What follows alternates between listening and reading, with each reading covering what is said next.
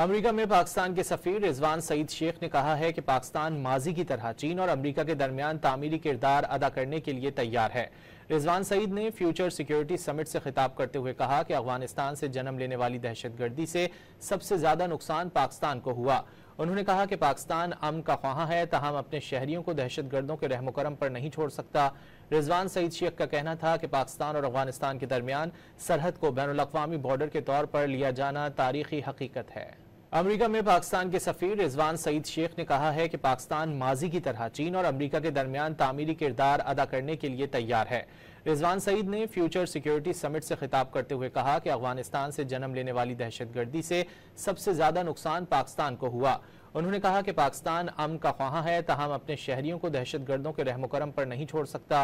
रिजवान सईद शेख का कहना था कि पाकिस्तान और अफगानिस्तान के दरमियान सरहद को बैनुल-अक़वामी बॉर्डर के तौर पर लिया जाना तारीखी हकीकत है।